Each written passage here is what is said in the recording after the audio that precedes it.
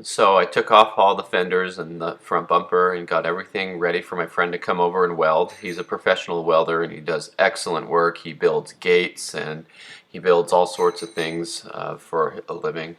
And so I was really excited to have him come do that for me. And you can see all the parts I got. And some of these are from the wrecking yard, like that yellow bumper I got for the yellow GT. There's the hood. Just really excited to get things going here. And then I'll take off that white hood that belongs to my brother. There's the fender I got that I actually didn't end up needing to use. Pretty happy about that. But here are some of the parts I got at the wrecking yard. I just wanted to clean them up a little bit since I was waiting for my friend. And then he showed up and I was really excited to get going with this. And so he went through and started tack welding and getting spots ready. And something interesting about this is the clear coat on the Terminator's engine bay was harder for him to weld. We did sand it and clean it up, but the engine bay on the GT is not clear coated, and so it was a better surface. And there was actually a little bit of flames that would come. It would kind of burn the paint off, which he said actually made a better welding surface. But anyway, it's pretty cool to see him go to work and get that done. He did put in a little strip of metal here that needed to go in there because there's a little bit of a gap on the passenger side where the sheet metal on the strut tower was compromised. But he did an amazing job, and it just looked so good. So very excited for him to do that, and very grateful for him to come over and help out with that part of the project. This was the biggest part of the project that I was worried about because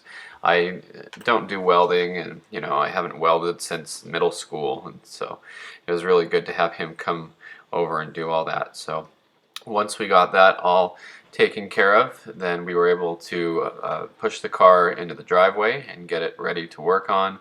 And it's starting to look like a car again, so I was just really excited about that.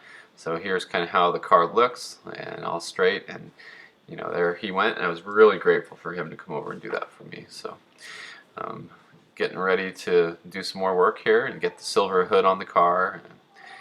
So here's the harnesses that are getting ready to go back in where they need to go, and I just have everything ready. Here's the CCRM got mounted back in and everything. Got the hood off. This is the white hood that belongs to my brother, so it was nice to use that while I needed it until I could get that silver hood. So my wife helped me lift that one off, and then we came back on with the silver one. And I was just really excited for this. The car is going to look all the same color. Just so nice to see the car looking like this. And so then I went through and just started running the wiring harnesses where they needed to go and mounting everything, and it all went in pretty nicely and pretty easy as well. It looks like a mess with so many wires and harnesses, but once you know where they all go, it's not really that big of a problem. I did have to rewire some ground wires and some wires that were ruined in the accident.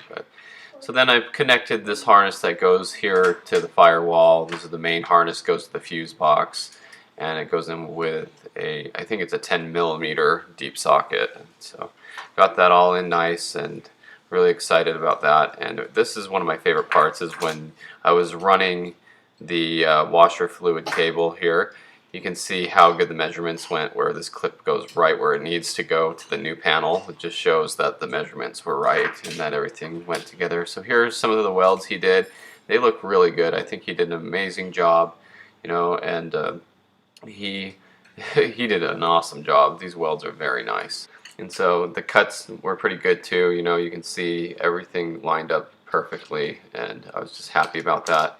This side, I know it was harder for him to do. He did a great job on it as well, but like I said, he had to kind of splice in a little piece of metal there, but he did a good job. It looks amazing, so I'm very happy with that outcome.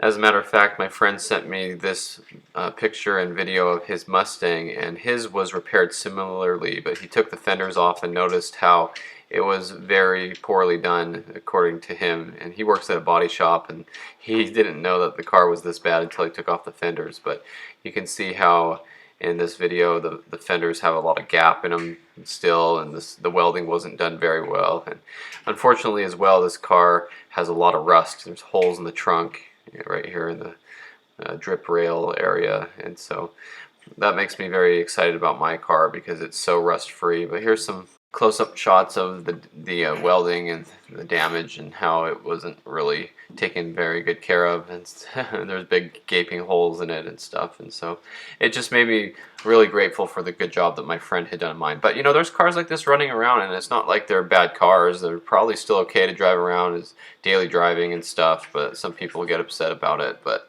you know, at least the car's back on the road. But anyway, I'm grateful for all that work, and I'm excited to put this car back together with all the matching body panels that I picked up from the wrecking yard and everything. So thanks for watching. Stay tuned for more of this project and more Mustang content.